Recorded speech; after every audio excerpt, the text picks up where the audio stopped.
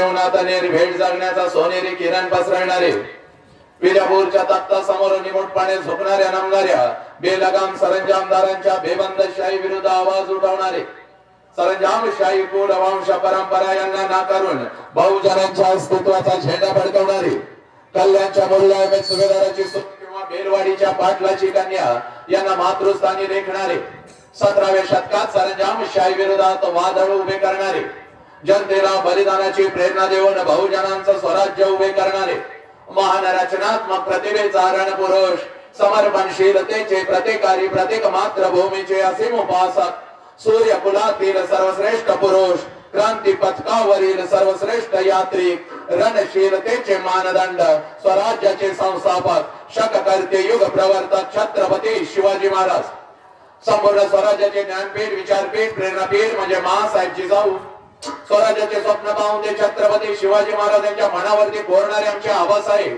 म्हणजे शहाजीराजे भोसले, बुद्धिमान, पराक्रमी, अभ्यासू, जिज्ञासू, चारित्र्य संपन्न आणि छत्रपती शिवाजी महाराज यांनी तयार केलेले शिवराज्य, शिवनीती आणि शिवधर्माच्या रक्षणासाठी अखेरपर्यंत लढणारे आमचे शंभूराजे, शिक्षणाचे ज्ञानगंगा जनसामान्यांच्या घरापर्यंत, गोरगरिबांच्या हृदयापर्यंत पोहोचवणारे आमचे महात्मा ज्योतिराव फुले, क्रांतीज्योती सावित्री आई, कमवानी शिका, कमवानी शिका महामंत्र मुलांच्या मनामध्ये रुजवून त्यांच्यातला माणूस जागे करणारे आमचे कर्मवीर भाऊराव पाटील, मौमेणा होणी आम्ही विष्णुदास, मौमेणा होणी आम्ही विष्णुदास, कधी वज्रास भेदवायचे भले तर देव कासेची लंगोटी, नाटाळाचे माती हानुकाठी, हा क्रांतिकारक विचार संपूर्ण विश्वाला देणारे जगद्गुरु संत तुकोबाराया, हातामध्ये झाडू घेऊन स्वच्छतेचा महामंत्र देत माणसांचे अंतर्मने स्वच्छ करणारे आमचे संत गाडगे बाबा आणि आपल्या लेखणीच्या जोरावरती संपूर्ण विश्वाला मानवता, समता, बंधुत्वता हा महामंत्र देणारे विश्वरत्न डॉक्टर बाबासाहेब आंबेडकर यांना विनम्र अभिवादन करून एक मुखाने आपण सर्वजण बोलो, बोला छत्रपती शिवाजी महाराज के, बोला भारत माता के, बोला छत्रपती श्रीमंत धर्मवीर संभाजी महाराज के, बोला विश्वरत्न डॉक्टर बाबासाहेब आंबेडकरांचा. चला, व्याख्यानाची सुरुवात अतिशय सुंदर झालेली आहे, पण हा जय जयकार अंतरंगापासून झाला नाही, बेंबीच्या देठापासून झाला नाही.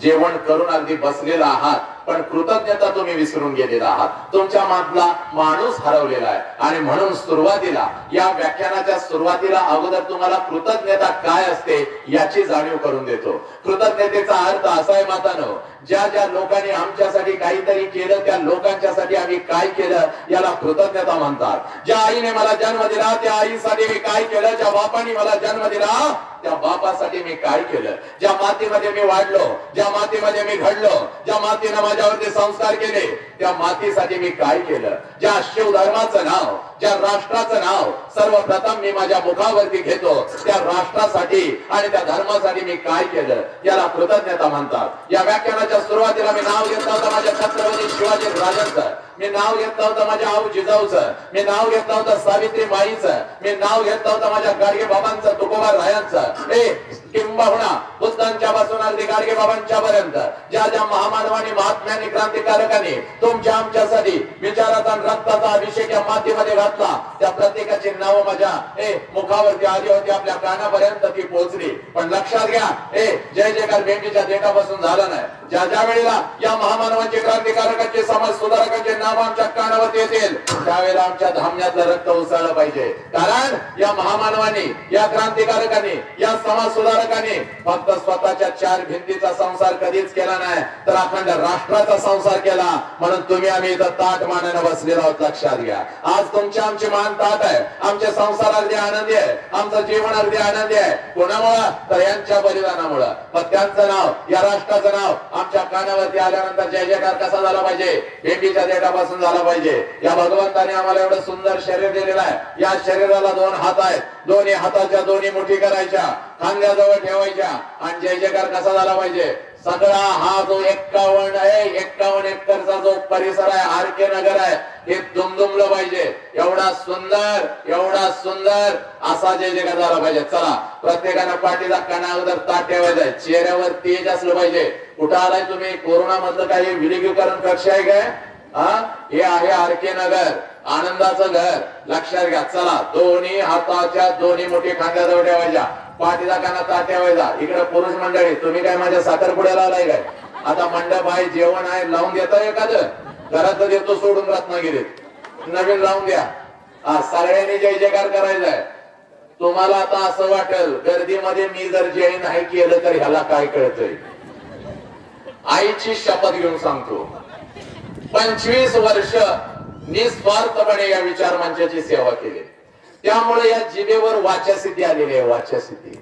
वाचासिद्धीचा अर्थ असा आहे, या विचार मंचावरून जर एखाद्याला आपण शाप दिला तर आपला शाप 100% लागतो. लागतो म्हणजे लागतो. आजपर्यंत आपला शाप वाया गेलेला नाही. आणि आजचा शाप असा आहे, जो कोणी चेहऱ्यावर हास्य आणि तेज आणून जय म्हणणार नाही, उद्याचा दिवस ते बघत नाही. अर्ध्या तासात इथंच त्याच्या छातीत दुखायला लागेल, टाचा घासायला सुरुवात करेल. असल्या पावसाळ्यामध्ये ते घामानं भिजल. डॉक्टर परत येतील, नाडी बघतील आणि डॉक्टर सांगतील काय उपयोग नाही, घरला घेऊन जावा. शरीरानं उपचाराला संधी सुद्धा दिली नाही. एवढा मेजर अटॅक तुला येईल आणि गायब होशील. संध्याकाळी नवऱ्या पुढे जर मिरवायचं असेल, आहो आहो करत जय जयकार करायचा. आलं का लक्षात? मागच्या महिन्यामध्ये 9 घालवल्यात, 9 गेल्यात, गायब झाल्यात. आणि या महिन्याची सुरुवात तीही एवढ्या सुंदर मातीतून व्हायला नको. आलं का लक्षात? त्यामुळे जय जयकार सगळ्यांनी करायचा, कॅमेरामन सोडून. परवा एक कॅमेरामन जय करायला गेला, कॅमेरा आदळला, कॅमेरा फोडला. त्याच्या बायकोचा फोन मला आला, म्हणली फोडवाल्या कर्ज काढून त्याच्या डोंबलाव घातला होता गिरण आणि ते फोडून आला. त्यामुळे कॅमेरामन सोडून सगळ्यांनी जय जयकार करायचा आहे. चला, आता हात पाठीचा कणाचा आणि कॅमेरा जरा तिकडे फिरवायचा. फोटो त्यांचे घ्यायचे, मलाच काय टिकला लावला नाही. चला तिकडे घ्या, ती जय जयकार कसं करतात मोदळ बघूया जरा. हा चला. हा, बोला छत्रपती शिवाजी महाराज के, बोला भारत माता के, बोला छत्रपती श्रीमंत धर्मवीर संभाजी महाराज के, बोला विश्वरत्न डॉक्टर बाबासाहेब आंबेडकरांचा. क्या बात है.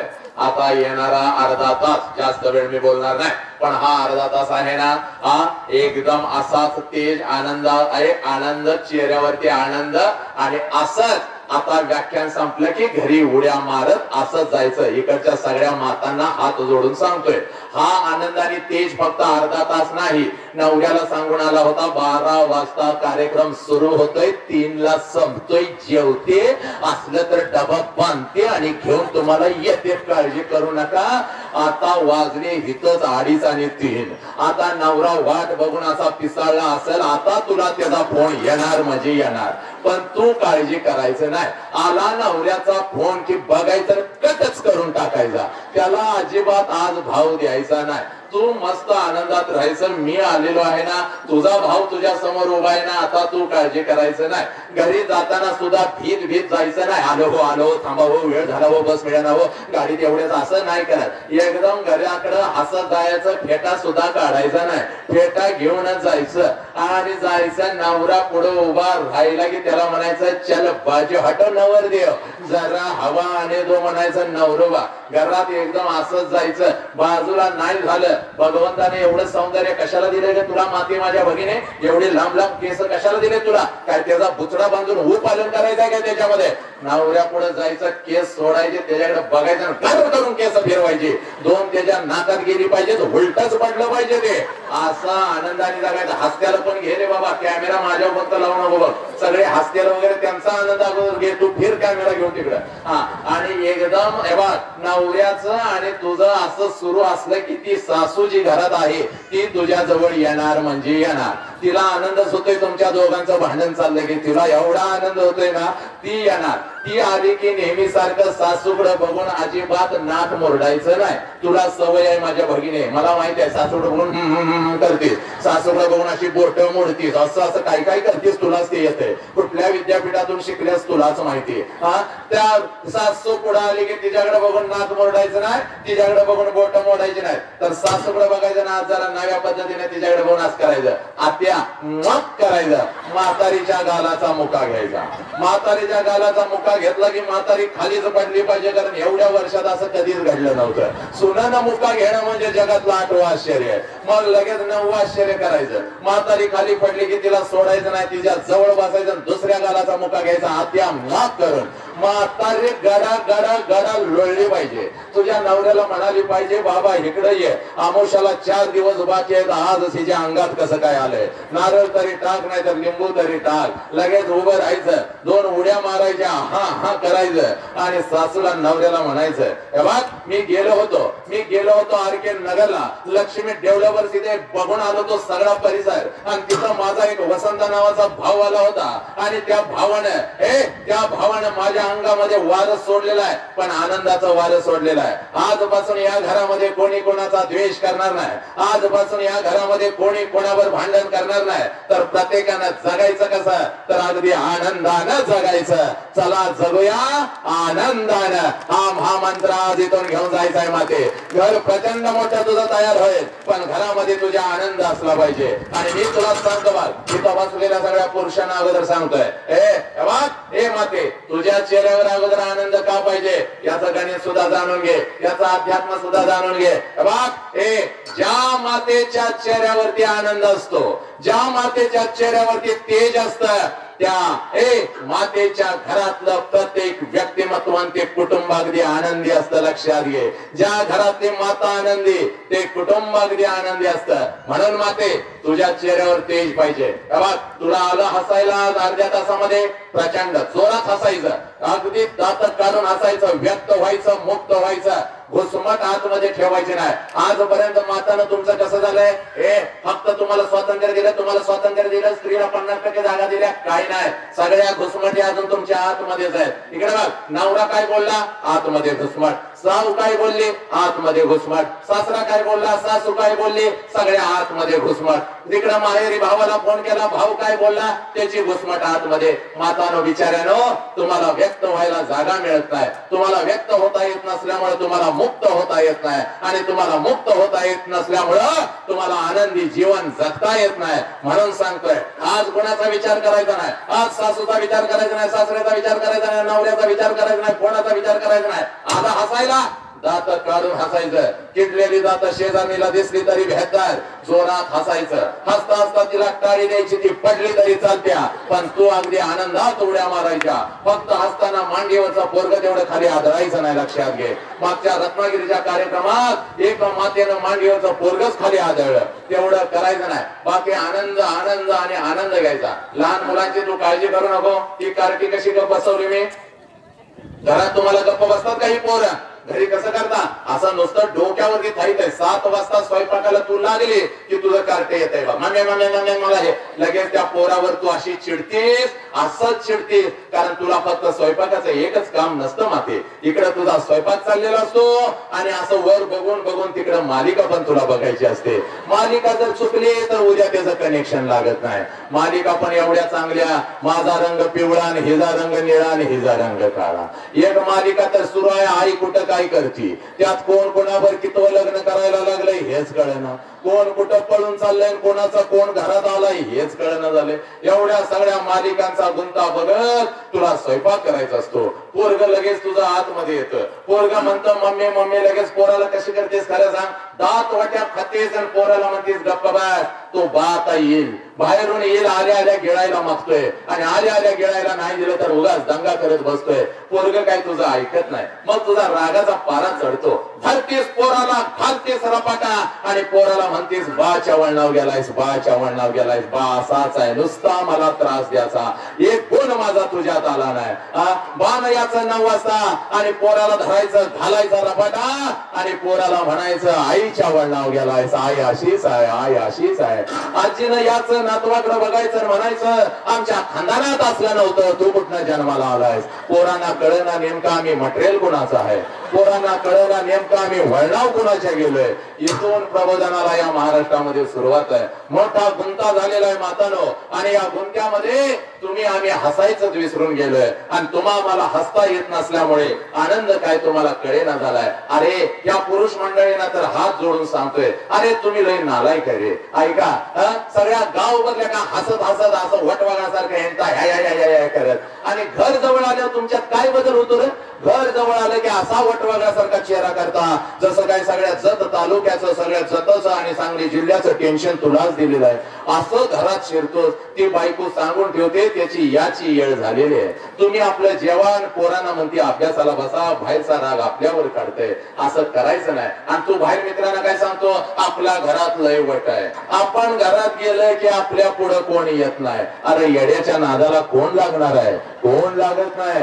तुझं तुलाच वाटत असतंय आपला लय वट आहे, पण तू येडा म्हणून त्याने डिक्लेअर केलेलं असतंय बघ घरात. त्यामुळे इथल्या सगळ्या पुरुषांना अगोदर सांगतो, लय शायनिंग मारायचं नाही. आपल्याकडे एवढा पैसा आहे ना, आपण फॉर्च्युनर मधून फिरतोय ना, आपल्या हाताखाली एवढी माणसं आहेत, बीपी होऊन मरशील लक्षात घे, साखर होऊन मरशील, तुझा शेवट लय वाईट आहे लक्षात घे. तुझं शायनिंग मला सांगू नको. लय लय लय लय ठिकाणी व्याख्याने घेऊन आलोय, नुसता उगाच फुगीर नको असं मर तसा असतो. त्यामुळे तुला आज महामंत्र देतोय, घरी जायचं आणि हसत जायचं. घरी गेल्यानंतर आपल्या बायकोकडे बघायचं, आपल्या पत्नीकडे बघायचं. खऱ्या अर्थानं मंदिरातली लक्ष्मी तुझे, ती लक्ष्मी खऱ्या अर्थानं तुझ्या जोडीमध्ये पैसा टाकत नाही, तर घरातली लक्ष्मी जेव्हा तुला प्रसन्न होते तेव्हा मंदिरातली लक्ष्मी तुला खऱ्या अर्थानं प्रसन्न होते. ही तुझी लक्ष्मी आहे लक्षात घे. आणि त्या लक्ष्मीकडे बघितल्यानंतर एवढं सुंदर असं हास्य द्यायचं, एवढं सुंदर हास्य द्यायचं. अरे तिनं तुझ्या गालावरून हात फिरवत म्हटलं पाहिजे, चहा बरोबर गरम गरम भजी सोडते थांबा हो. एवढं सुंदर हास्य द्यायचं. जसा लग्नाचा पहिला दिवस आहे एवढ्या सुंदर पद्धतीने तिच्याकडे बघून हसायचं. लेका घराकडे जाताना असं वटवागासारखा चेहरा करून अजिबात जायचं नाही. आज घरी जायचं आणि तिला वाटलं पाहिजे माझ्या नवऱ्याच्या तेवढा बदल काय झाला. तिने लगेच आमच्या राजेंद्र सरांना फोन केला पाहिजे, आज कुठलं व्याख्यान ठेवलेलं होतं, हे धोत्र्याचं फुल गुलाब होऊन घरला कसं काय आलेलं आहे. एवढं सुंदर व्याख्यान महिन्यातून एकदा ठेवा, असा बदल झाला पाहिजे. आता मी सांगितलंय म्हणून लगेच जाऊन प्रयोग करायचा नाही. अगोदर घरी जाऊन अंदाज घ्यायचा. तुमचं इंधन तुम्हाला माहिती किती व्होल्टचं आहे, किती पॉवरचं आहे, डिझेलवर आहे, पेट्रोलवर आहे, इलेक्ट्रिक आहे का तसंच वडत आणलंय. त्यामुळे अंदाज घ्यायचा. आता मी सांगितलंय म्हणून लगेच प्रयोग नको. त्या अमरावतीच्या व्याख्यानात म्हणलं बायकोकडे बघून हसायचं आणि एक पुढं बसलं होतं, लय पेटलं, एवढं पेटलं त्याच्या अंगामध्ये मीच संचारलेलं होतो असं त्याला झालं. घराकडे गेलं आणि नेमकी बायको 6 वाजता उमऱ्यावर उभी होती. याला आठवलं, हंकारे सरांनी सांगितलं बायकोकडे बघून हसायचं, आणि ते हसलं. जसं हसलं तिनं धरला, खाली पाडला, उरावर बसली. 150 टनाचा मोदळा होता. हे होतं 40 किलोचं. कुठलं तर कार्यकर्ता असणार आहे, 40 किलोचं होतं. त्यानं नुसतीच जीभ बाहेर काढली वाक करून, बाकी काय त्याला बोलताच आलं नाही. तिनं तीच जीभ धरली, इकडची दुसऱ्या हाताची मुठी केली, 2 ठोस दिलं, म्हणली नालायका वटवागळा. 18 वर्ष लग्नाला झाली, 18 वर्ष. या 18 वर्षात एकदा पण माझ्याकडे बघून हसला नाहीस. 18 वर्षात एकदा पण माझ्याकडे बघून हसला नाहीस. आणि मगाशी माझ्या आईला अटॅक आलाय, हसत आलाय रे घरला म्हणली नालायका. त्यामुळं अगोदर घरी गेल्यानंतर अगोदर घरातला अंदाज घ्या. आता बघा बरं, आता खरं बघा, त्या कॅमेरामॅनला माझ्या विचारात चेहऱ्यावर आता कसं तेज आलं. आता खऱ्या अर्थानं फेरेन लवली लावल्यासारखं झालं. आणि एवढी वर्ष पोतीला थापलासा काही उपयोग झाला नाही. हाय असं हायसा लक्षात घ्या. 150 टनानं फेरेन लवली थापलासा, किती पण फेरेन लवली थापत आणि एकदा पावसातनं भिजून ये, हाय असं होतंय. खरा आनंद आत असतो बघ. कस्तुरी कुंडली बसे मृग ढूंढे बनमाही, ऐसे घटी घटी आनंद है दुनिया देखे नाही. कहा है आनंद? आत आहे बघ. म्हणून तुकोबाराया म्हणतात, हे अंतरीची ज्योती प्रकाशले दीप्ती, मुळींची जी होती अच्छा दिली तेथीचा आनंद ब्रह्मांडी नमाये. आनंद कुठे आहे? आनंद आतमध्ये आहे. आणि तो आनंद जर आतमध्ये, हे आनंद जर आतमध्ये सामावून हे घ्यायचा असेल आणि सामावलेला आनंद जर खऱ्या अर्थानं जाणून घ्यायचा असेल तर अगोदर हे बघ तू कोण आहेस याची जाणीव मी तुम्हाला करून देतो. वसंत हंकारे आला आणि फक्त हसवून गेला असं होता का म्हणे. वसंत हंकारे आला, माणसामधला माणूस जागा करून गेला, एवढं तुम्हाला मात्र नक्कीच कळालं पाहिजे. कोलाहलात साऱ्या माणूस शोधतो मी, गर्दीत माणसांच्या माणूस शोधतो मी. प्रचंड गर्दी आहे या राष्ट्रामध्ये, प्रचंड गर्दी आहे, पण या गर्दीमध्ये बोटावर मोजणे इतपतच माणसाच जिवंत आहेत. म्हणून आज समोर उभा आहे आई बाप समजावून सांगण्यासाठी. आणि जर आई बाप समजावून सांगत असेल तर माझ्या पहिल्या प्रश्नाचं उत्तर प्रत्येक व्यक्तीला मिळालंच पाहिजे. तो प्रश्न प्रत्येकानं आपल्या आईला विचारलाच पाहिजे. हे पोराला, घरी जायचं पळत, घरी पळत जायचं. आज तुमचं वय कितीही वर्षाचं असू दे, आज तुमचं वय कितीही वर्षाचं असू दे, तू 40 वर्षाचा आहेस, तू 45 वर्षाचा आहेस, तू 35 वर्षाचा आहेस, तू 30 वर्षाचा आहेस, तू 15 वर्षाचा आहेस, हे बघ घरी पळत जायचं, आई समोर उभं राहायचं आणि आईला पहिला प्रश्न करायचा. तू डॉक्टर झालास, तू इंजिनियर झालास, तू वकील झालास, तू डॉक्टर झालास, तू इंजिनियर झालास, तू वकील झालास, हे बघ सगळं जग मुठीमध्ये घेतलं, तू लाखो आणि करोडो रुपये कमावलेस, पण हा प्रश्न तू आईला तुझ्या कधीच विचारला नाही. कुठल्या पुस्तकाच्या पानावरती तुला हा प्रश्न मिळाला नाही. तो प्रश्न फक्त त्या माऊलीला विचारायचा, तो प्रश्न त्या माऊलीला विचारायचा. पळत पळत जायचं आणि आपल्या आईला प्रश्न विचारायचा. आई ये, आई, आई या, आई 9 महिने 9 दिवस आई, 9 महिने 9 दिवस आई तू मला तुझ्या उदरामध्ये ठेवलंस.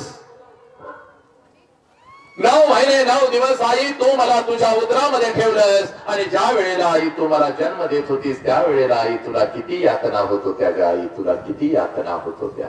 एक पुराण तिथं बसलेल्या प्रत्येकाला सांगतोय, घरी जा आणि त्या आईला फक्त प्रश्न विचार. आई 9 महिने 9 दिवस तू मला तुझ्या उदरामध्ये ठेवलंस आणि ज्या वेळेला तू मला जन्म देत होतेस त्या वेळेला तुला किती वेदना होत होत्या. आईच्या डोळ्यामध्ये टच करून पाणी येईल पोरांनो. कारण 9 महिने 9 दिवस ती माऊली ज्या वेळेला तुम्हाला उदरात ठेवते आणि ज्या वेळेला ती तुम्हाला जन्म देत असते.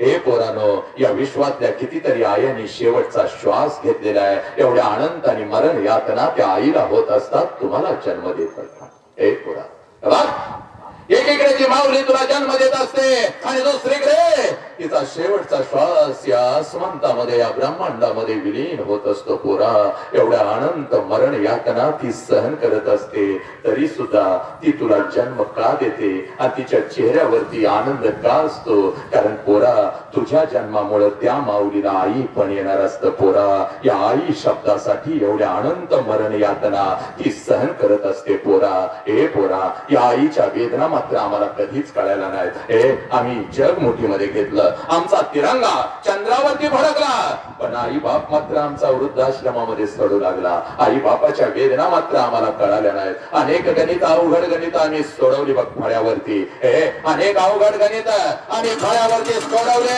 पण आईच्या वेदनेचं हे गणित आम्हाला कधीच कळालं नाही. अनेक उपास केले, अनेक तापास केले, पण पोरा, खरा अध्यात्म तुला सांगतो, आज जाणून घ्यायचा बाग, आज जाणून घ्यायचा खरा अध्यात्म. जास्त वेळ तुझ्या आयुष्याचा घेत नाही बाग, शाण्याला शब्दाचा मार असतो. ज्या वेळेला पोरा तुझा जन्म झाला, पोरी, ज्या वेळेला तुझा जन्म झाला त्या वेळेला तुझ्या या दोन्ही गालांचा मुका जर कोणी घेतला असेल आणि पोरा, तुझ्या या दोन्ही गालांना जर पहिला स्पर्श कोणी केला असेल तर त्या माऊलीचं नाव आई आहे. पोरा, त्या माऊलीचं नाव आई आहे. ही आई आम्हाला कधी कळाली नाही, या आईची वेदना आम्हाला कधी कळाली नाही. पोरा, तुझा जन्म झाल्यानंतर ऐक नीट, नालायक निघालो आम्ही हरामखोर आहोत. हा विचार मंच माझा आहे, तिथं मला स्वातंत्र्य आहे, मी बोलणार, परिवर्तन करण्यासाठी घाव तुझ्या काळजावरती आज घालून जाणार. तुझ्याच नाही तर राष्ट्रभर आज तरुण जागा करतोय. करणार पोरा, खरं पुढचा अध्यात्म आहे. तुझा जन्म झाल्यानंतर तुला जर हातात कोणी घेतला असेल आणि तुझ्या गालावर जर पहिला अश्रू कोणाचा पडला असेल तर त्या देव माणसाचं नाव बाप आहे. पोरा, त्या देव माणसाचं नाव बाप आहे. हा बाप आणि ही आई यांच्या वेदना तुला कधीच कळाल्या नाहीत. त्या बापाची वेदना तुला कळाली नाही, त्या आईची वेदना तुला कळाली नाही. म्हणून घरी जायचं बघ पोरा, घरी जायचं आणि आपल्या आईला पहिला प्रश्न विचारायचा, माऊली, मला जन्म देताना तुला किती यातना होत होत्या. हंबरडा फोडून ती आई रडेल. आणि म्हणून सांगतोय, इथं बसलेल्या सगळ्या आयांना सांगतोय, बघ इथं तुझं घर होणार, नक्की होणार. त्या आशेने तू आलीस. लक्षात घे, लक्ष्मीचं व्रत तू करतेस. अशा सुंदर जागी मला एखादा गुंता मिळेल का? तिला साखळं घालतेस, मिळेल सुद्धा. तिथं माझं घर होईल का? तुझं घर सुद्धा होईल. पण त्या घरामध्ये जी तुझी लेक येणार आहे, त्या घरामध्ये जे तुझं पोरग असणार आहे, ते पोरग म्हणजे नेमकं कोण आहे, ती पोरगी म्हणजे नेमकी कोण आहे, याची जाणीव तुला करून द्यायची आहे. बघ म्हणून आज इथं उभा आहे बघ मी या संकुलामध्ये. इकडे बघ, आज घरी जायचं आणि आपल्या पोरीला सांगायचं. आज घरी जायचं आणि आपल्या पोरीला सांगायचं. आज घरी जायचं आणि आपल्या पोरीला सांगायचं तू कोण आहेस. पोरीनं, तुम्हाला अगोदर तुमची ओळख करून देतो. तुला जर आई समजावून घ्यायची असेल, तुला जर बाप समजावून घ्यायचं असेल, तर तू पोरी कोण आहे याची जाणीव झाली पाहिजे. बघ पुण्याच्या रस्त्यावरून एक माता हातामध्ये पिशवी घेऊन चालत होती. बघ पुण्याच्या रस्त्यावरून एक माता हातामध्ये पिशवी घेऊन चालत होती. पिशवीमध्ये एक लुगडं होतं, अंगावरती एक लुगडं होतं आणि एवढीच तिची संपत्ती होती. पुण्याच्या रस्त्यावरून ती चालत होती. 100-150 वर्षापूर्वी स्त्रियांनी घराच्या बाहेर पडायचं, समाज परिवर्तन करायचं. समाजाला मान्य नव्हतं. तिच्या अंगावरती शेण फेकलं जायचं, तिच्या अंगावरती चिखल फेकला जायचा, दगडांचा मारा केला जायचा. सगळं काही ती सहन करत होती. जेवढ्या वेदना तिच्या शरीराला होत होत्या, त्याच्या कितीतरी पटीने वेदना तिच्या मनाला होत होत्या. माऊली थांबली नाही, प्रत्येक पाऊल उचलत होती. एका पडक्या वाड्यामध्ये जात होती. अंगावरचं शेणाने आणि चिखलाने माखलेलं ते लुगडं दूर करत होते. आणि समोर बसलेल्या त्या माझ्या 8-10 लेकींना ती माझी सावित्री शिकवत होती. म्हणून या देशामध्ये लाखो सावित्री तयार झाल्या. पुरुषांच्या खांद्याला खांदा लावून पुरुषांच्या खांद्याला खांदा लावून आज लढू लागल्या. मातानो, ती सावित्री आई म्हणजे तू आहेस पोरी, याची जाणीव तुला झाली पाहिजे. आपल्या लेकीला जाणीव करून द्या. ती एवढी स्वस्त नाही. कोणी पण यावं, तिच्या शरीराचा उपभोग घ्यावा, तिला खोट्या प्रेमाच्या जाळ्यामध्ये फसवावं, आई बापाच्या तोंडावर तिला थुंकायला लावावं, आणि खोट्या प्रेमाच्या जाळ्यामध्ये फसवून तिला घेऊन जावावं. पोरीनो, एवढं स्वस्त तुम्ही नाही. पोरीनो, आज बाप म्हणून तू इथं आलाय, तर आपल्या बापाला बापाचं कर्तव्य आहे. सांग तुझ्या लेकीला, मी नाव दिलं तुला, त्या नावानं तुला ओळखलं जातं, पण खऱ्या अर्थानं तू माझी सावित्री आई आहेस. खऱ्या अर्थानं तू रमाई आहेस. खऱ्या अर्थानं तू आऊ जिजाऊ आहेस. पोरी, एवढी तू स्वस्त नाही. कोणी पण यावं, तुझ्या आई बापाच्या तोंडावर तुला थुंकायला लावावं, आई बापा समोर तुला घेऊन जावं, वाघासारख्या बापाला लाचार करावं. पोरी, एवढी स्वस्त नाहीस. तुझी दुसरी ओळख तुला एका मिनिटामध्ये करून देतो. बघ 5 लाखाचं सैन्य घेऊन औरंगजेब या स्वराज्यावरती चालून आला होता. 5 लाखाचं सैन्य घेऊन औरंगजेब या स्वराज्यावरती चालून आला होता. छत्रपती शिवाजी राजे निघून गेले. संभाजी राजांचं बलिदान झालेलं होतं. राजाराम महाराज निघून गेलेले होते. आणि 5 लाखाचं सैन्य घेऊन आलेले औरंगजेबाला वाटलं, आता हे स्वराज्य माझं आहे. पण नाही मातानो, एक रणचंडिका उठली, हातामध्ये तलवार घेतली, घोड्यावरती स्वार झाली आणि 5 लाखाचं सैन्य घेऊन आलेल्या औरंगजेबाला शेवटचा श्वास याच मातीत सोडायला लावला. तिचं नाव तारा राणी आहे. आणि ती तारा राणी म्हणजे तू आहेस पोरी. ती तारा राणी म्हणजे तू आहेस. याची जाणीव करून द्या आपल्या लेकीला. एवढी स्वस्ती नाही ग. कोणी पण यावं, प्रेमाच्या जाळ्यामध्ये फसवावं, आपल्या बापाला पोलीस स्टेशनला उभं करावं. वाघासारखा बाप सुकलेला असतो, अश्रू ढाळत असतो. बाप पोरी, एका मिनिटामध्ये सांगतो बघ या विचार मंचावर, जे तुझं घर तयार होईल, ज्या घरामध्ये तू राहते, ते घर कसं असावं याचं ज्वलंत उदाहरण. बाप पोरी, कोणाच्या पोटी तू जन्म घेतलास? तुझा बाप म्हणजे एक वाघ आहे. तुझी आई म्हणजे एक वाघीण आहे. आणि एका वाघाच्या आणि एका वाघिणीच्या पोटी पोरी तुझ्यासारख्या वाघिणीने जन्म घेतलाय. घरातली प्रत्येक लेक ही वाघीण आहे. जाणीव करून द्या त्या पोरीला. तिला फक्त डॉक्टर करू नका, तिला फक्त इंजिनियर करू नका, तिला फक्त मार्कांच्या ढिगाऱ्यावर बसवू नका, तर संस्कारांचा ढिगारा काय असतो, त्यामध्ये आई बाप काय असतो हे तिला सांगा. पोरा, बापाच्या उंची एवढी आपली उंची झाली, आणि बापाचं चप्पल आपल्याला बसायला व्हायला लागलं म्हणजे बापा एवढ्या वेदना आपण कधीच सहन करू शकत नाही. हे पोरग 17-18 वर्षाचं होतं. बाप आनंदानं उड्या मारतो, पोरग हाताखाली आलं. पण तेच पोरग ज्या वेळेला व्यसन करतं, त्याच पोराच्या हातामध्ये ज्या वेळेला सिगारेट येतं, तेच पोरग ज्या वेळेला गांजा पितं, पुण्या मुंबई सारख्या शहरामध्ये बाप त्याला शिकायला घालतो, माझं पोरग शिकतं, पण रात्रीच्या 12 वाजेपर्यंत मित्रांच्या वाढदिवस साजरे करत ते पोरग धिंगाणा घालत असतं. त्यावेळेला बाप आणि जगायचं कसं याची जाणीव करून द्या. पोरा, ज्याला बाप कळाला त्यानं मृत्यूच्या दारामध्ये सुद्धा छड्डू ठोकला की ही माती आहे. पोरा, तुझा बाप म्हणजे एक वाघ आहे, तुझी आई म्हणजे एक वाघीण आहे, आणि अशा या वाघाच्या वाघिणीच्या पोटीत तुझ्यासारख्या वाघानं जन्म घेतलाय. हे पोरांना अगोदर शिकवा. पोराला 4 मार्क्स कमी पडले तर चालतील, 72 पोरगा डॉक्टर नाही झालं तर चालेल, पण बापाची मान शेवटच्या श्वासापर्यंत वाघासारखीच राहिली पाहिजे. याची जिम्मेदारी त्याच्या खांद्यावर आहे. हे त्याला सांगा. यालाच आनंदी घर म्हणतात, यालाच आनंदी कुटुंब म्हणतात. राजा सजी महाले सौखे कधी मिळाली, ती सर्व प्राप्त झाली या झोपडीत माझ्या. 1 कोटचं तुझं घर आहे, पण त्या घरामध्ये आनंद नाही. त्या घराला किंमत नाही. बघ, तू झोपडीमध्ये राहते, इथं एखादा गुंठा जरी घेतलास आणि त्या गुंठ्यामध्ये जाऊन घर बांधण्याची तुझी क्षमता नाही. झोपडी जरी टाकलीस आणि त्या झोपडीमध्ये जर फक्त तुझं लेकरू आई म्हणून तुला मिठी मारत असेल आणि बाप म्हणून बापाला मिठी मारत असेल, तर ती झोपडी करोडो रुपयांपेक्षा श्रेष्ठ ठरली. लक्षात घे. म्हणून तुकडोजी महाराज म्हणतात, राजा सजी महाले सौखे कधी मिळाली, ती सर्व प्राप्त झाली या झोपडीत माझ्या. याची जाणीव करून द्या. आयुष्य गेलं फक्त आमचं गिळण्यामध्ये, आयुष्य गेलं फक्त आमचं झोपण्यामध्ये, आयुष्य गेलं फक्त मुलांना शिकवण्यामध्ये, मुलांना डॉक्टर आणि इंजिनियर करण्यामध्ये, आणि शेवटचा श्वास सोडताना मात्र तळमळ असते. पोराला डॉक्टर केलं पण पोरगा आज माझ्या जवळ नाही.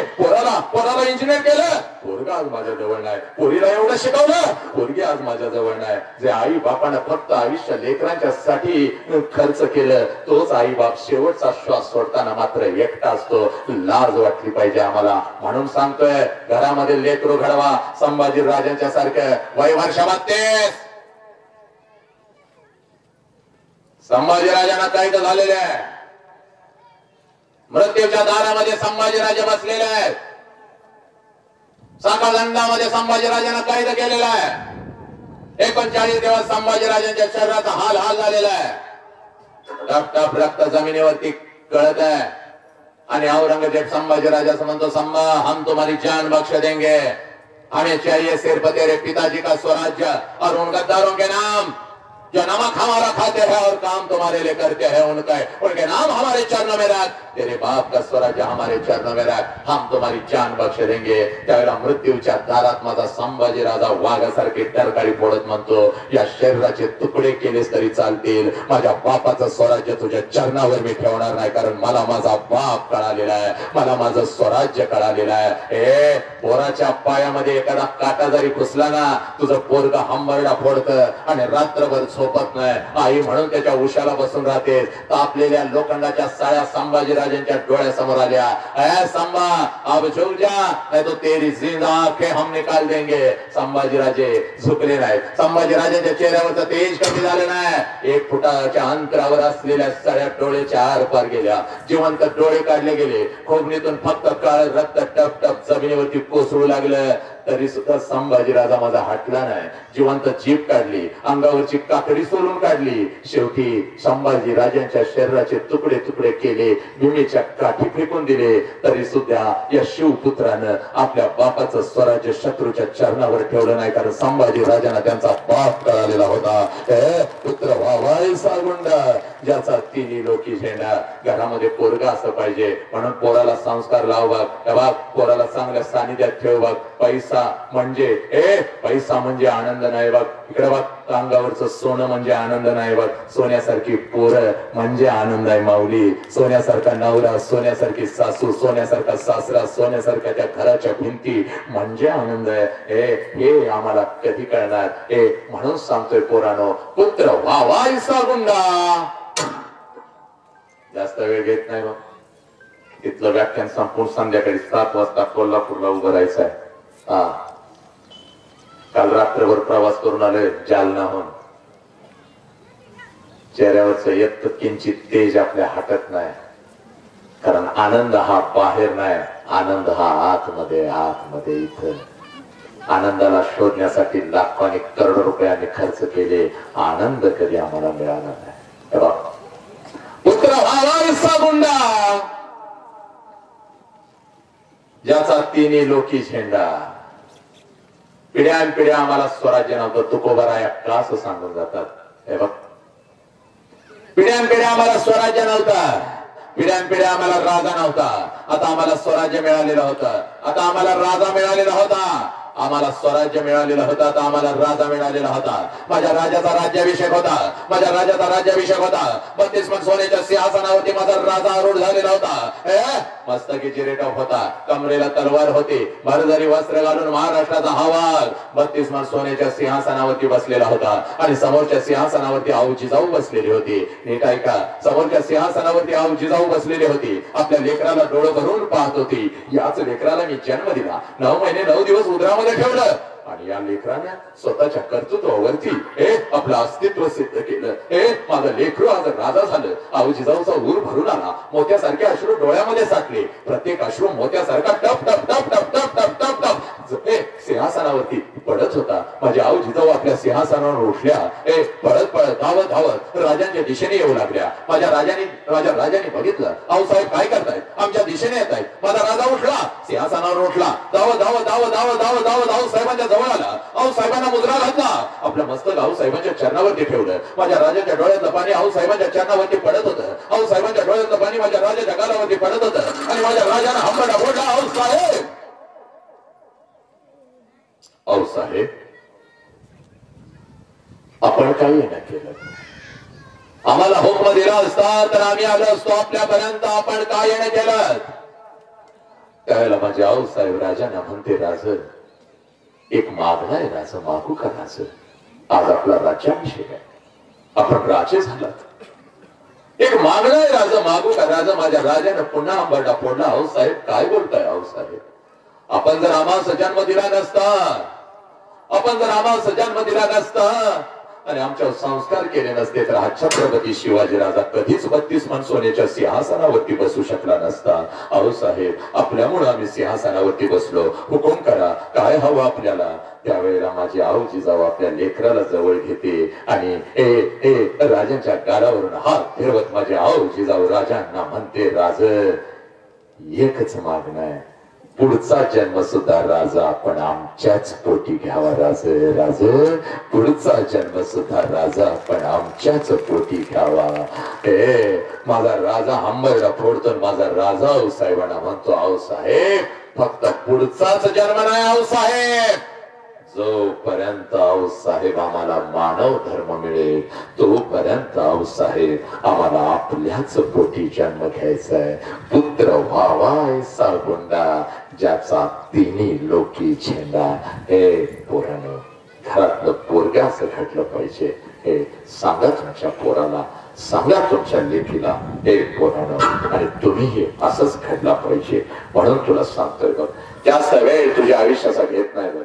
एक जण मागे सांगते, पोरं जे हे करतात त्यांना हाण मार तोड आणि बसवती. तर मी बघतो बाकी कोण काय बोलत. लाता घाल, लाता घालून बसव, मी बघतो कोण काय बोलत. हा, जा मागे. हा, ऐक. आणि म्हणून आज आईला दुसरा प्रश्न करायचा वाघ, आईला दुसरा प्रश्न करायचा. आई, पहिला प्रश्न मला तुझा कळाला, तुला किती वेदना होत होत्या. एवढा दुसरा प्रश्न फक्त मी तुम्हाला सांगणार आहे, याचं उत्तर सांगणार आहे, मी तर थांबणार आहे. आणि या प्रश्नाच्या तळाला लपलाय बाप, या प्रश्नाच्या तळाला लपलाय आयुष्य. हा, पळत पळत जायचं ना आपल्या आईला दुसरा प्रश्न विचारायचा. पळत पळत जायचं ना आपल्या आईला दुसरा प्रश्न विचारायचा. आई, 25 वर्षापूर्वी आई, 25 वर्षापूर्वी आई, महिन्यातून 4-4 वेळेला तू तुझ्या माहेरी जात होतीस आई. तुझ्या आईला भेटायला, तुझ्या वडिलांना भेटायला, तुझ्या भावाला भेटायला, तुझं माहेरचं घर पुन्हा एकदा नव्याने काळजामध्ये साठवायला आई 25 वर्षापूर्वी महिन्यातून 4-4 वेळेला तू तुझ्या माहेरी जात होतीस आई. माझं वय 1 वर्षाचं होतं. मला सुद्धा अंगा खांद्यावरती खेळवत, मला सुद्धा अंगा खांद्यावरती खेळवत आई मला सुद्धा तू घेऊन जात होतीस. माझ्या आजीला भेटवण्यासाठी, माझ्या आजोबांना भेटवण्यासाठी, माझ्या मामाला भेटवण्यासाठी, माझं आजोळचं घर माझ्या काळजामध्ये पेरण्यासाठी आई 25 वर्षापूर्वी मला सुद्धा तू घेऊन जात होतीस. पण आई आता 25 वर्ष उलटून गेली आणि आता तू वर्षातून एकदा सुद्धा तुझ्या माहेरी जात नाहीस का आई? का ग आई? का? हे पोरांनो, आईला हा प्रश्न नक्की विचारा. कारण त्याचं कारण सांगतो. इथं फेटे बांधून बसलेली माऊली असो किंवा तिच्या डोक्यावर फेटा नाही ती माऊली असो, ऐका, लग्नानंतर एखादंच वर्ष ती फक्त तिच्या आनंदासाठी जगली. आणि ज्या क्षणाला पोरानं तुमचा जन्म झाला तिनं स्वतःच्या आनंदाला आग लावली आणि ती फक्त आणि फक्त आपल्या लेकरांच्या आनंदासाठी जगू लागली. त्या माऊलीचं नाव आई आहे पोरानं. त्या आईला फक्त प्रश्न विचारायचा, 25 वर्षापूर्वी आई महिन्यातून 4-4 वेळेला तू तुझ्या माहेरी जात होतीस आणि आता वर्षातून एकदा सुद्धा तू जात नाहीस. हा प्रश्न आईला विचारा. आई हंबरडा फोडल, तुझ्या गळ्यामध्ये पडेल आणि तुला म्हणाल खराय खराय पोरी, ए पोरी खराय, पोरी खराय, पोरी खराय. 25 वर्षापूर्वी महिन्यातून 4-4 वेळेला, 25 वर्षापूर्वी महिन्यातून 4-4 वेळेला मी माझ्या माहेरी जात होते, माझ्या आईला भेटायला, माझ्या वडिलांना भेटायला, माझ्या भावाला भेटायला. हो, तुझा वय 1 वर्षाचा होता, तुला सुद्धा घेऊन जात होती तुझ्या आजीला भेटवण्यासाठी, आजोबांना भेटवण्यासाठी, तुझ्या मामाला भेटवण्यासाठी. पण पोरी आता मी वर्षातून एकदा सुद्धा जात नाही. बघ 25 वर्षापूर्वी ज्या वेळेला आई बापाची आठवण येत होती, हातामध्ये 2 पिशव्या घेत होती, एसटी मध्ये बसत होती, एसटी माझ्या माहेरी येत होती, एसटीतून खाली उतरत होती, घराच्या दिशेने मी धावत होती. कधी एकदाची आई समोर येते आणि आईच्या गळ्यामध्ये मी पडते. कधी एकदाचा बाप माझ्या समोर येतो आणि बापाच्या गळ्यामध्ये मी पडते. कधी एकदाचा तो भाऊ माझ्या समोर येतो, भावाच्या गालावरून कधी एकदाची मी हात फिरवते आणि भावाच्या गालावरून कधी एकदाची मी हात फिरवते आणि 100ची नोट कधी एकदाची त्याच्या हातामध्ये ठेवते. कधी एकदाचं घर जवळ येतं, एसटीतून खाली उतरत होते, घराच्या दिशेने मी धावत होती. माझ्या नजरेच्या टप्प्यामध्ये माझं घर यायचं आणि मग हरणासारखी पावलं मी उचलायची, हरणासारखी पावलं मी उचलायची. माझ्या नजरेच्या टप्प्यामध्ये माझं घर यायचं. घराच्या अगोदर घराचं अंगण मला दिसायचं आणि त्या अंगणामध्ये सगळ्यात अगोदर मला माझ्या बापाचं चप्पल दिसायचं. पोरी, त्या अंगणामध्ये सगळ्यात अगोदर मला माझ्या बापाचं चप्पल दिसायचं. बापाचं चप्पल अंगणात दिसलं, बापाचं चप्पल अंगणात दिसलं की मला कळायचं माझा आबा घरामध्ये आहे, माझा बाप घरामध्ये आहे. कारण माझं बालपण तसंच गेलं होतं. पोरी, तिने सांजाला ज्या वेळेला शाळेतून मी परत येत होती, अंगणात बापाचं चप्पल बघितलं की अंगणातूनच पळत जायची. आबा उद्या मला हे पाहिजे, आबा उद्या तुम्हाला शाळेत बोलवलंय, आबा मला उद्या ते पाहिजे. माझा बाप मला म्हणायचा, कार्टे येतो उद्या तुझ्या शाळेत, काय पाहिजे देतो तुला घेऊन. अगं मेलोय का काय मी अजून? सकाळी गेले शाळेला, भूक लागली असेल, काहीतरी खाऊन तरी घे. माझा बाप स्वतःच्या हाताने माझ्या मुखामध्ये घास भरवायचा, माझ्या गालावरून हात फिरवायचा. पोरी, लग्न झालं, सासरी गेले, घरची आठवण आल्यानंतर हातामध्ये पिशव्या घेत होती, घराच्या दिशेने धावत होते. माझ्या नजरेच्या टप्प्यामध्ये माझं घर यायचं, घराच्या समोरचं ते अंगण मला दिसायचं आणि त्या अंगणामध्ये सगळ्यात अगोदर मला माझ्या बापाचं चप्पल दिसायचं. पोरी, आणि अंगणात बापाचं चप्पल बघितलं की लांबूनच मला कळायचं माझा बाप घरामध्ये आहे, माझा आबा घरामध्ये आहे. अंगणातूनच मी माझ्या बापाला हाक द्यायची, आबा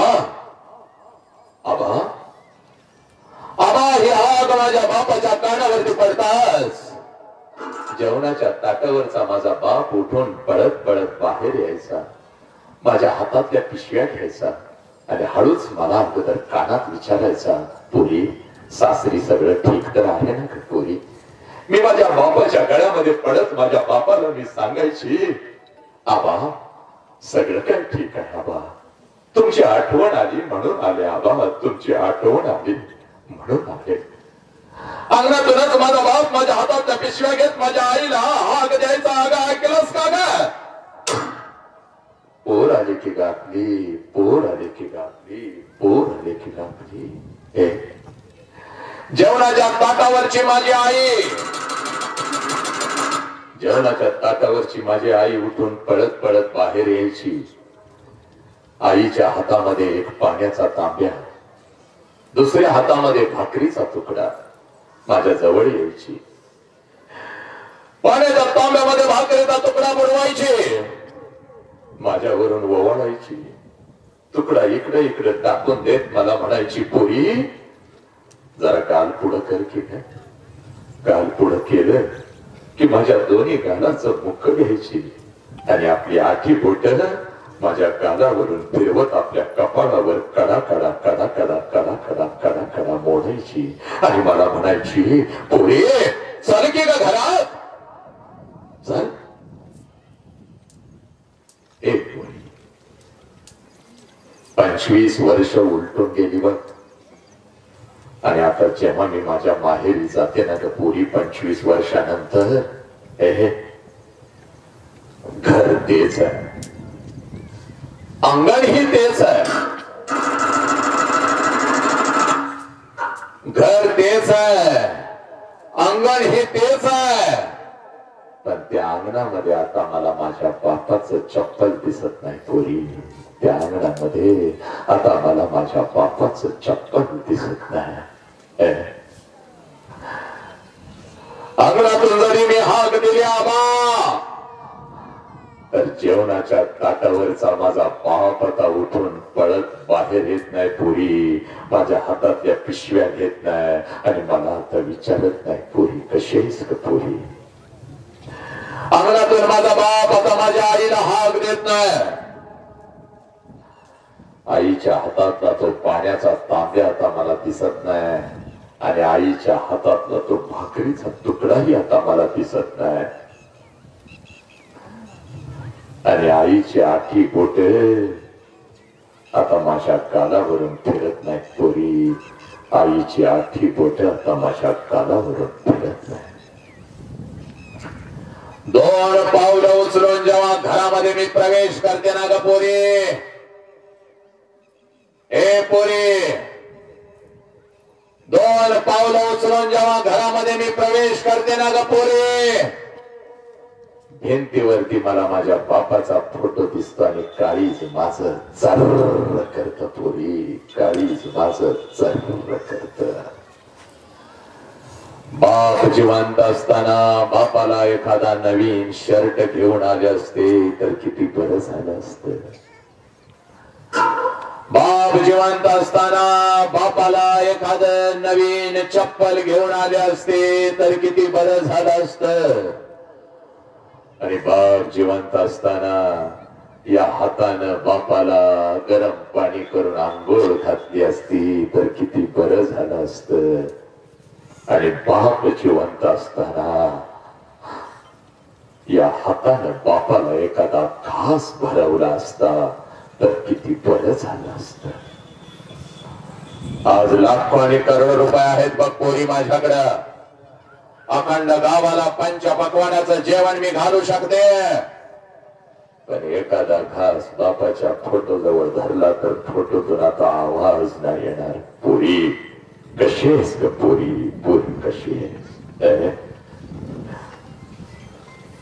एखादा घास माझ्या आईच्या पोटाजवळ धरला तर आईची हाती बोट आता माझ्या गालावरून नाही फिरणार पोरी.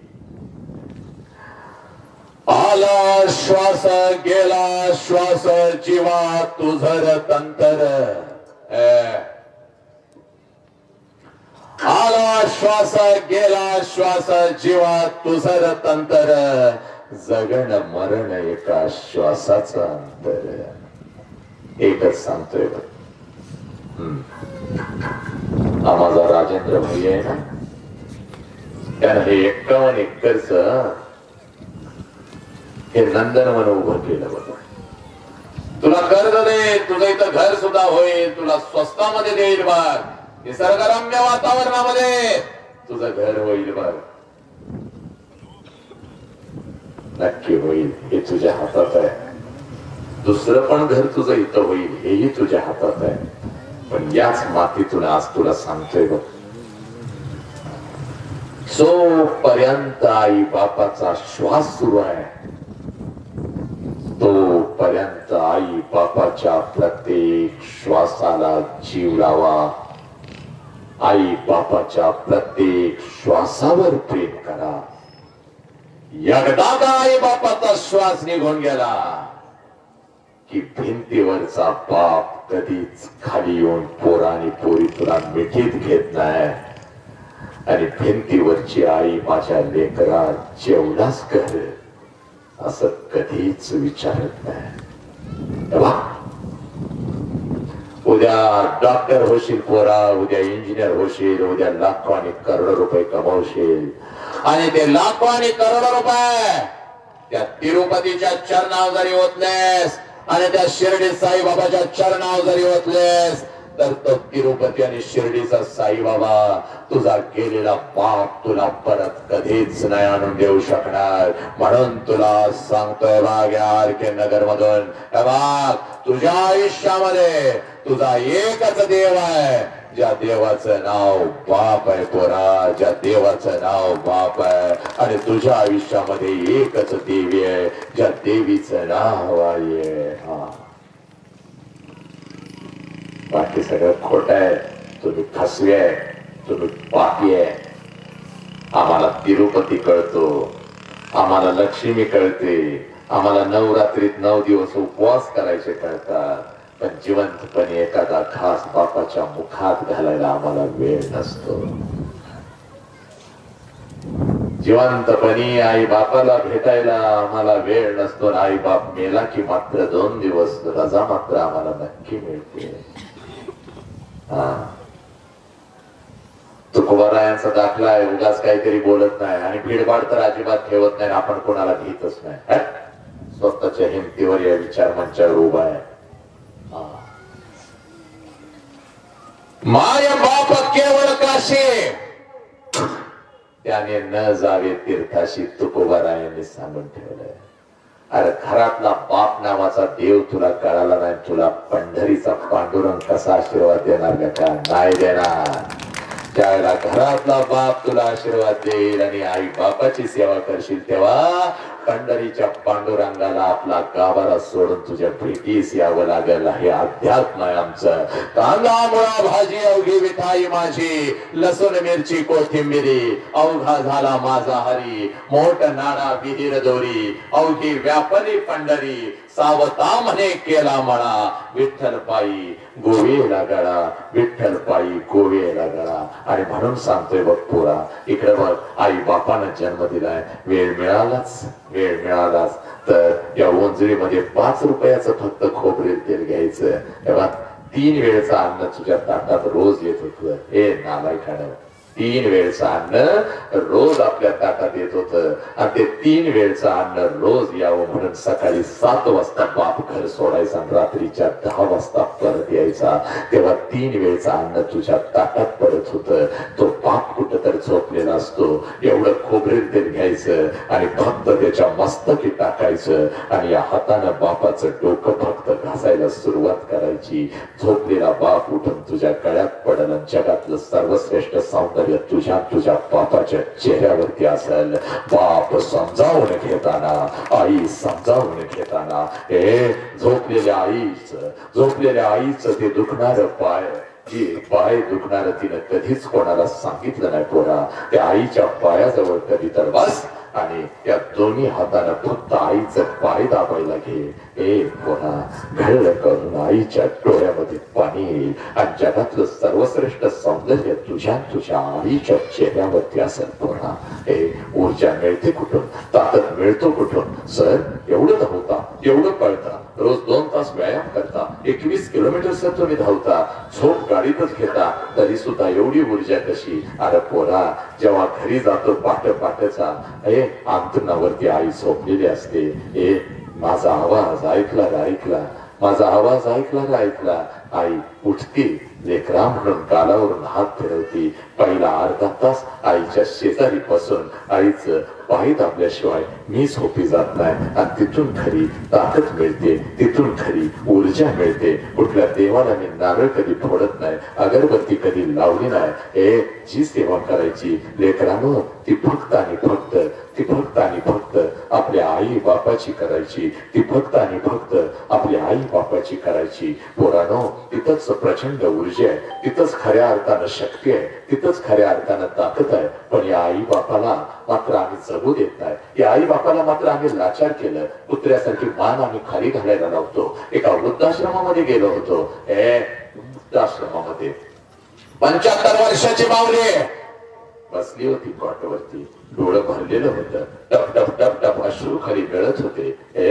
आजीकडे बघितलं. खिशातली 500 रुपयाची नोट काढून आजीच्या हातामध्ये ठेवली. रडू नकोस, हे घे, काय आवडता खा, काय आवडता आणून खा. माऊली मला म्हणते बाळा इकडे ये रे, ती भाषणं देतोस तूच का? या कसं ओळखलंस? तुझी भाषणं आम्हाला इथे टीव्हीवर दाखवतात बाबा. लई म्हाताऱ्या मिळून आम्ही हसतो आणि नंतर कधी रडवतोस कळत सुद्धा नाही आम्हाला. तुझ्या गाडीच्या मागे तरणी पोरं पळत असतात. मी बघितलंय बाळा. माझं एक काम करशील का? नको मला तुझं 500 रुपये. माझं एक काम कर. या काय काम आहे? 500 रुपये पण तुला ठेव, लागले तर अजून देतो, काम पण तुझं करणार. बोल माऊली काय काम आहे? त्यावेळेला ती आई मला म्हणती, ती माऊली मला म्हणते, माझं जन्म दिलेलं पोरग त्याला कधी मला भेटायला घेऊन येशील का रे? त्याला कधी मला भेटायला घेऊन येशील का? 2 वर्षापूर्वी मला इथं आणून सोडून गेले बघ. 2 वर्षापूर्वी मला सांगून गेलंय, आय 2च दिवसात येतो, तुला घेऊन जातो. जरा दुसरं घर बघायला लागलोय.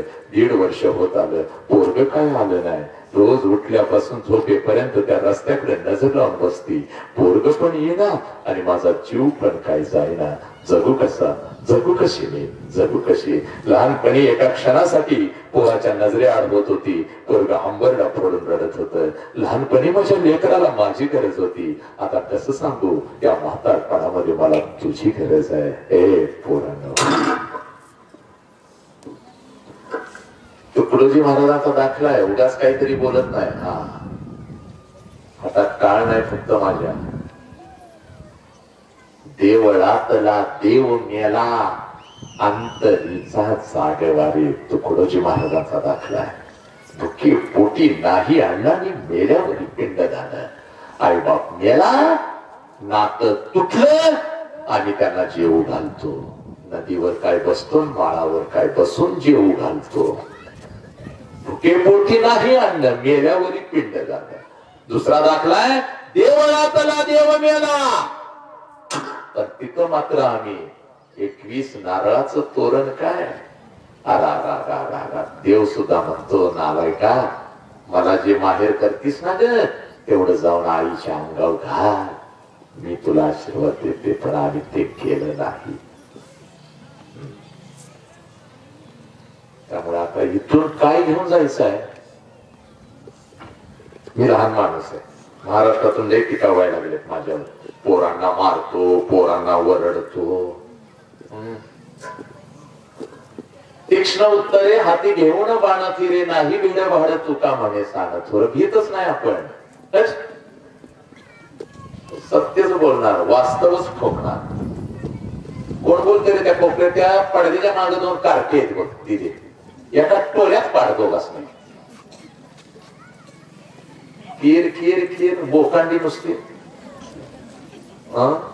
आयानो जरा माऊली इकडे बघ. 10च मिनिटात व्याख्यान संपवतो. जरा इकडे बघा. तुम्ही केलेलं लाड कसली ते ही पोरं शेंबडी मेकडी. किती टक्के मार्क? मला 97% मार्क पडलं. कुत्र माग लागलं तर पडून जातोय. काय जाळायचं 97%? जाळायचंय का? आमच्या मागे कुत्र लागत होतं. दुसऱ्या दिवशी गल्लीत कुत्र दिसत नव्हतं. त्याचा बाजार पोत्यात घालून दुसऱ्या गावात सोडून मोकळं. आई म्हणायची, खंड्या 2 दिवस दिसना, गेला जत्रेला खंड्या. आमच्या मागे लागतो काय? आणि आताची कसली पोरं बनवले सांग. या 8-9 वर्षाच्या पोरांना मी विचारतो, किती जोर मारतोस रे? असं बघतो माझ्याकडं. जोर किती मारतो त्या? थोबाड फोडली पाहिजे. ती पोरं संडासात मोबाईल घेऊन बसायला लागली. संडासात गेम खेळत संडासात आणि आईला लई कौतुक. बाई मला जेवढं कळत नाही तेवढं आमच्या पोराला कळतं. तुझं वाटोळं आहे, घेऊन घे, तू लिहून घे. नवसाचा दिवटा आहे ना, तुला नवस फेडायला लावतोय की नाही बघ. कार्ट संडासात बसतंय, मित्राला शुभ सकाळ पाठवतोय संडासात. देवाऱ्यात बसावं, नमस्कार करावा, शुभम ते म्हणावं, सगळी स्तोत्र म्हणावी, गणपती काहीतरी म्हणावं चांगलं. संडासात बसून शुभ सकाळ. ज्याला पाठवते ती कार्ट दुसऱ्या संडासात, ती बघतोय मित्रांनो शुभ सकाळ, ती पण म्हणते शुभ सकाळ. काय करतोय हे कशाला सांगते, भोंगळा बसलोय. हे म्हणते नाश्ता चाललाय. काय कार्ट करतो ती खात काय रे आवडत. हे आई बापाचं लाड. पोराला नुसती मार्क पडले की खुश. ते शिक्षक तर बोंबलते, यावो पालक मिटिंगला, यावो पालक मिटिंगला, यावो. तुमचं पोरं लई वांडाय हो. आमचं पोरग तसं नाहीच. तुझ्या पोरानं अर्धी शाळा बाद केली, 4 शिक्षकांना मुळव्यात झालाय, 3 शिक्षकांना बीपी झालाय, 2घांना साखर झाल्या, 3 जण 2 महिन्याची रजा काढून कुठं गायब झाल्यात, सापड्याना झाल्यात संस्थेला. पण एवढी वांड पोरं, नालायक पोरं, 8वी 9वीची पोरं तंबाखू खायला लागले. नीट ऐका का आयानो, नीट ऐका, खोटं सांगत नाही. 12वीचं पोरग गांजा प्यायला लागलं. दारूची ग्लास त्यांच्या हातामध्ये आली, माळ रानावर अशी बसतात, पार्ट्या करतात कार्टी. आणि 4 वाजता घरी आलं तर गपचूप मागच्या दरवाज्यानं आत घेते असं, बापाला सांगत नाही म्हणते असं, तुझं लाड आहे. हा 9वीचं पोरग म्हणते आपल्या मित्रासनी, त्या पोरगीकडे कुणी बघायचं नाही, ते आपला आयटम आहे. 9वीचं ह्याची अंडरपॅन्ट अजून खाली, ह्याला कमरेला नीट घाला येत नाही, 10 वेळा वडते खाली जाते आणि म्हणते ती माझा आयटम आहे. तिला म्हणते तुझ्यासाठी चंद्र तोडी, त्याला अंडरपॅन्ट पा घेऊन देतो. या हागाय बसलं तर याला धुवायला अजून येत नाही. परवा माळावर हागाय बसलं होतं, कुत्र मागे लागल्यावर न धुता तांब्या तिथंच टाकून पळत गेलं या. आणि म्हणताय तिला आपण वाघ आहे, हागरा वाघ. ह्यांची नको का काढायला, त्या नालायकांना नको का ठोकायला. माझ्यावर मला ट्रोल करतात महाराष्ट्रात, म्हण पोरांना नको तसं बोलतो. कसले पण शब्द, हे कसलेही शब्द आहेत का, हे बोली भाषेचे शब्द आहेत. नको सांगाय पोरांना, नको वास्तववादी प्रबोधन करायला. त्या शिक्षकांचं तर तुम्ही ऐकतच नाही काय. आणि ही पोरं अशी, आणि ह्या पोरी पण तुमच्या 9वी 10वीच्या त्यांच्या अगोदर लक्ष ठेवा. आता लगेच त्याला कशाला बोलवताय व्याख्यानाला, आमच्या पोरींच्यावर उगाच आरोप करतो. आरोप करत नाही, खरं ती सांगतोय. कार्ट्या आई बापाच्या डोळ्यात धूळ झोकायला लागले. माहितीये का तुम्हाला, आई बापाला काय माहिती नाही. आई बापानं कसा मोबाईल घेऊन दिलाय, काय मोबाईल घेऊन दिलाय, काही नाही यांना. रात्री लाईट गेली, चादरवर आणि आतनं चॅटिंग सुरू. चॅटिंग, माझ्या सोन्या र, माझ्या पिल्लू जेवला का र, माझ्या सोन्या मला करमत नाही र, तुझा सोना हागरा हाय ग. त्याला अजून अंडरपॅन्ट बा घेऊन देतोय, कधी कधी वरलीच अंडरपॅन्ट घालून पळतय ग ते तुझं सोनं. काय बोंबलायचं. शिकायच्या वयामध्ये नको ती खेळ चालली पोरांची तुमच्या. काय नुसती तुमची घर घर रंगरंगोट्या करून, आणि तुमची नुसतं नववाऱ्या घालून रंग रंगोट्या करून, आणि बापानं इस्त्रीचा कट मोडायचा नाही, काय उपयोग आहे. तुम्हाला वास्तव बोलायला लागलं तर बघे, मला काय, माझं रेकॉर्ड आहे, एकदा बोलवले की परत तिथं मला बोलवत नाही. त्यामुळे मी पण माईक लवकर सोडत नाही, हाणूनच जायचं, परत भेट होईल ना होईल. आणि भिकाऱ्याला ताईडे कसं, एक घर नाही दुसरं घर. भिकाऱ्याला काय आहे, भिकाऱ्याला लाज नाही, काय नाही, काय नाही. ह्या घरात नाही दिलं, त्या घरात. काय चाललंय, जरा सावध व्हा. जास्त वेळ जेवून खाऊन सगळे जेवलाय ना.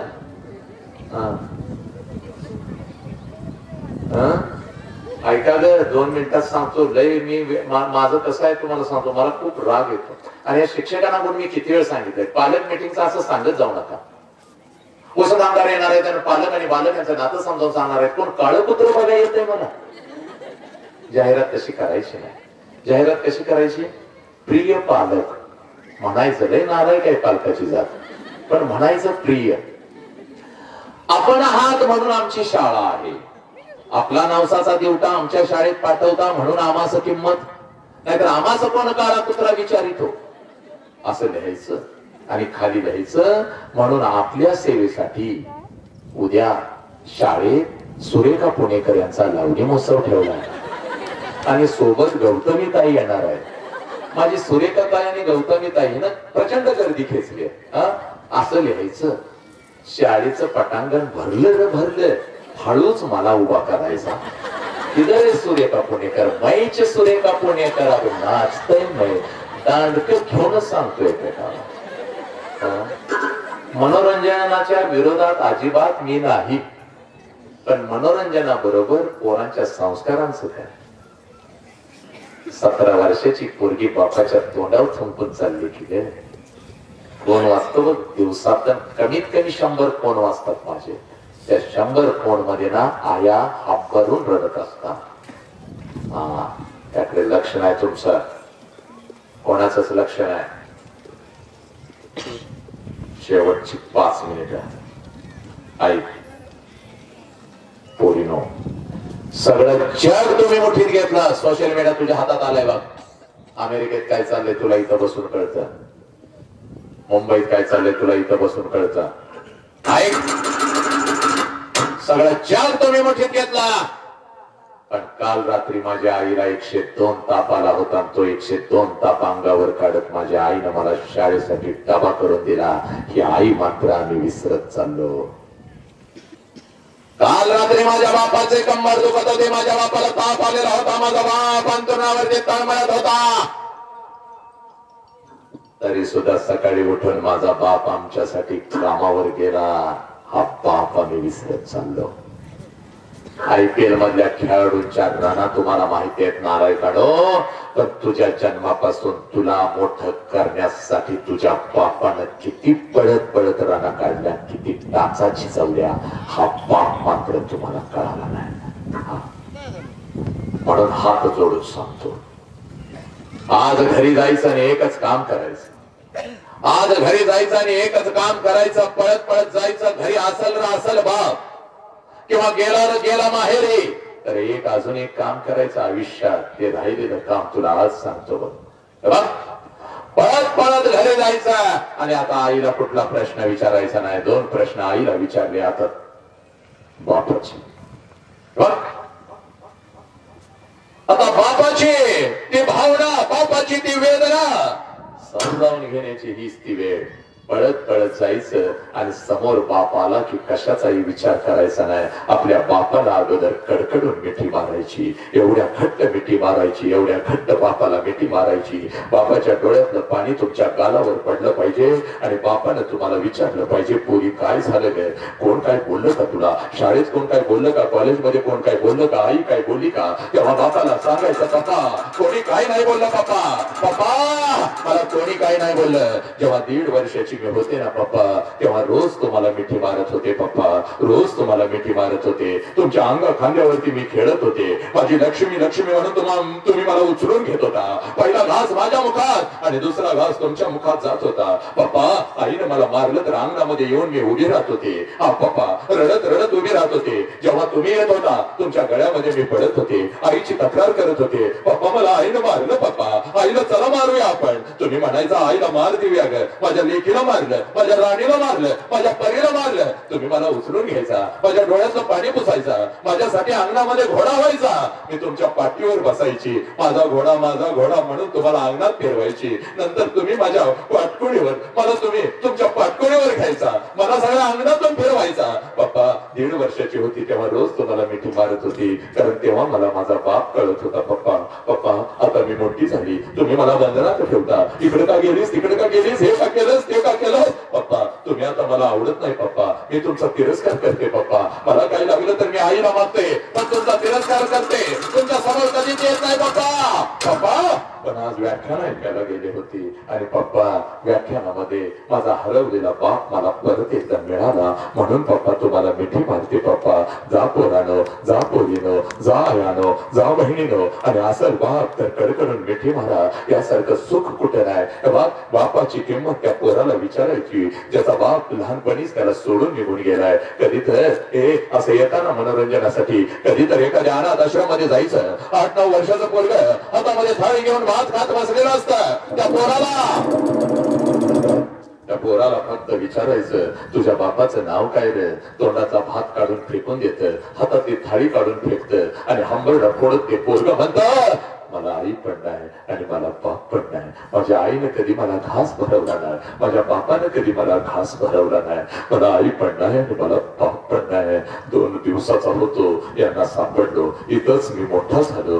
मला आई माहित नाही, मला बाप माहित नाही. बापाची किंमत त्या पोराला विचारायची ज्याचा बाप लहानपणी त्याला सोडून निघून गेलाय. तुमचा बाप ज्या वेळेला तुमचा हात धरून तुम्हाला कपड्याच्या दुकानामध्ये घेऊन जात होता त्यावेळेला सगळं कपड्याचं दुकान तुम्हाला तुमचं वाटत होतं. कारण तुमच्या पाठीमागे साला तुमचा बाप उभा होता. ज्या कपड्याला तुम्ही हात घालत होता तो कपडा तुमचा होत होता. ज्या वस्तूला तुम्ही हात घालत होता ती वस्तू तुमची होत होती.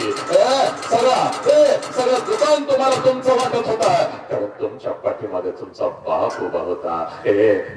सणासुदीला ती कपडे घालून जेव्हा तुम्ही अंगावर कपडे घालून जेव्हा तुम्ही मिरवत होता, अंगावर कपडे घालून ज्या वेळेला तुम्ही मिरवत होता त्यावेळेला बिना बापाचं पोरग तुमच्या नव्या कपड्याकडे बघून मनसोक्त रडत होत आणि त्याच्या मनामध्ये विचार येत होता माझा बाप जिवंत असता तर माझ्या अंगावर अशीच नवीन कपडे चढली असती. डोळे भरून ते पोरग तुमची नवीन कपडे बघतं, पळत पळत आपल्या आईकडे जातं, आईच्या गळ्यात पडतं आणि आईला हंबरडा फोडत म्हणतो आया माझ्या सगळ्या मित्रांच्या अंगावर नवीन कपडे. आया मला तेव्हा बिना बापाच्या पोराला ती माऊली म्हणती बाळा 2 दिवसानं येणार माझं पैसे घेते तुला एखादा शर्ट.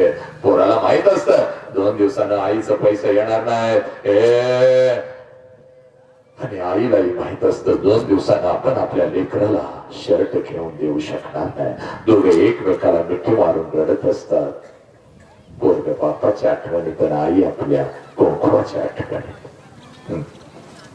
ते पोरग हळूच आपल्या आईला म्हणतो आय माझा आबा मला लवकर सोडून काढे गेलं आणि याचं उत्तर मात्र त्या माऊलीकडे नसतं. उरतात फक्त दोघांच्या डोळ्यातले अश्रू आणि आसमंतात विलीन होणारे दोघांचे हंबरडे. हा बाप आहे. 20 वर्ष तळ हाताच्या फोडासारखं जपलंय पोरीनं तुम्हाला. 20 वर्ष तुम्हाला बापच कळाला नाही कळाला आयानं. 20 वर्ष तळ हाताच्या फोडासारखं जपलंय बघ त्या बापानं. आणि 20 वर्षानंतर ज्या वेळेला तुमचं लग्न ठरतं ना त्यावेळेला सगळ्या घरात आनंद असतो. चांगला जावई मिळाला, चांगलं पाहुणं मिळालं, चांगलं खानदान मिळालं, चांगला नवरा मिळाला, सगळ्या घरात आनंद असतो.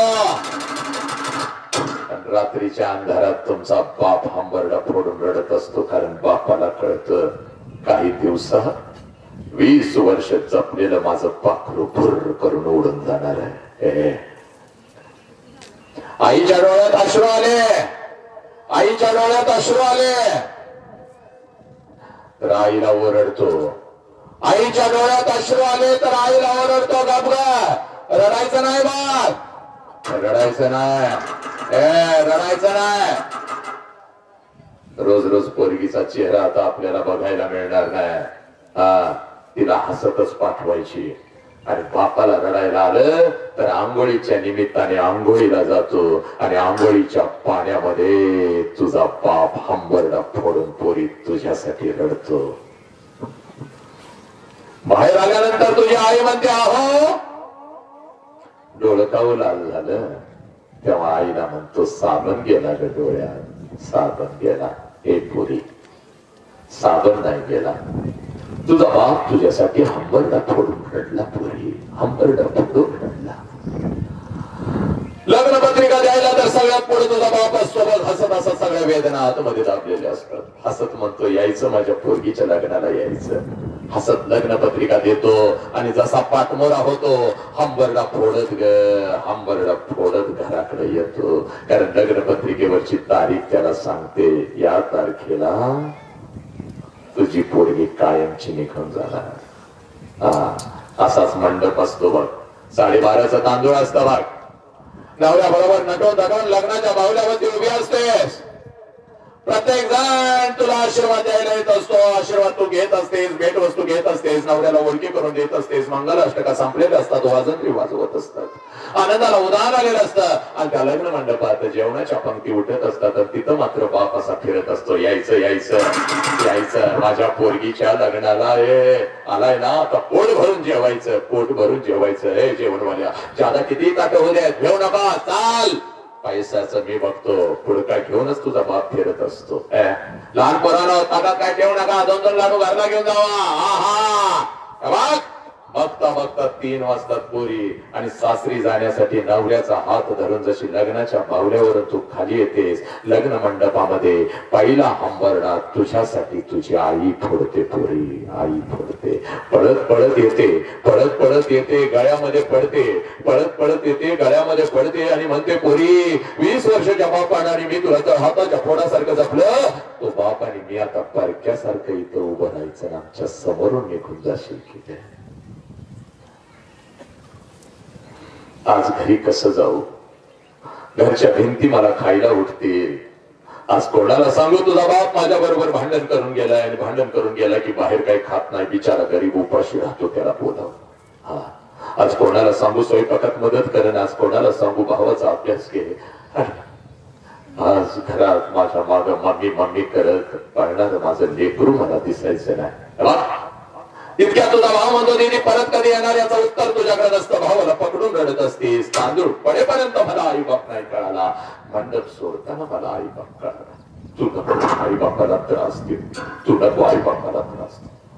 तुझी आजी रडते, मावशी रडते, मैत्रिणी रडतात, सगळे सगळे रडतात. पण त्या लग्न मंडपातला बाप मात्र पळत पळत तिथे येतो हसत.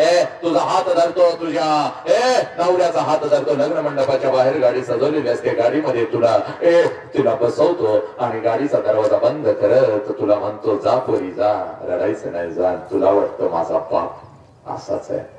सगळा मंडप रडला, माझा बाप नाही रडला. पोरीनो चूक, तुमचा बाप रडला पण तो तुम्हाला कधीच दिसला नाही. कधी रडला तेवढं सांगतो मी, तर थांबतो बघ. गाडी गेल्यानंतर तुझी त्या लग्न मंडपात तुझा बाप येतो, लग्न मंडपवाल्याला बोलवतो. तुझं किती पैसे आजच घे, उद्या माझ्याकडे असतील नसतील. जेवणवाल्या तुझं किती पैसे आजच घे, उद्या माझ्याकडे असतील नसतील.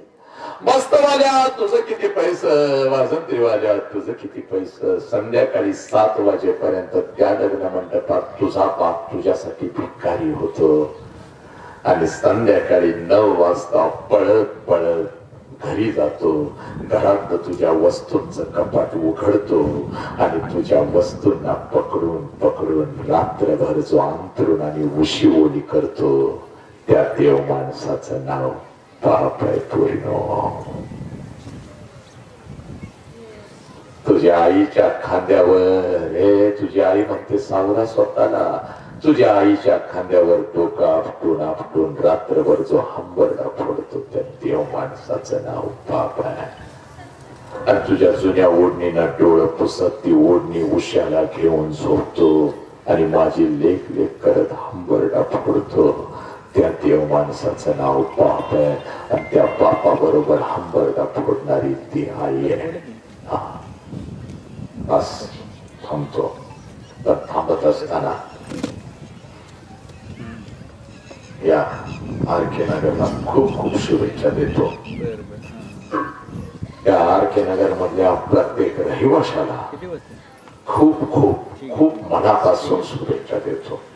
आपलं इथं घर व्हावं, नक्की व्हावं आणि त्या घरामध्ये आपला आई बाबा असावा.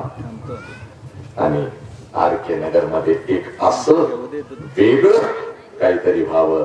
इथल्या प्रत्येक घरात अगोदर आई बाप राहतो, आई बापाजवळ आम्ही राहतो असं पोरांनी जगाला सांगावं आणि एक वेगळंपण आपण सिद्ध करावं. त्या राष्ट्रातले जोपर्यंत वृद्धाश्रम बंद होत नाहीत, जोपर्यंत खोट्या प्रेमाच्या जाळ्यात आमच्या लेखी फसून ज्यांचं आयुष्य जे उद्ध्वस्त व्हायला लागले ते जोपर्यंत बंद होत नाही, तोपर्यंत सांगली जिल्ह्याचा कसबे डिग्रज गावचा आपल्या सगळ्यांच्या काळजातला आपला बंधू, आपला भाऊ, आपलं लेकरू वसंत हंकारे थांबत नाही. लक्षात घ्या, शेवटच्या श्वासापर्यंत ही चळवळ उभी करणार. मला आपण इथं बोलवलं, चौगुले सरांचा अर्थ असंच होता. खूप फोन केले, तशी बेंगलोरची माझी तारीख होती. माझ्या तारखा 6-6 महिने मिळत नाही तर मी देतही नाही. जरी माझ्याकडे 1-2 तारखा शिल्लक असल्या माझ्यासाठी ठेवतो. 6 महिन्याच्या पुढच्या तारखा माझ्या मिळतात तरी सुद्धा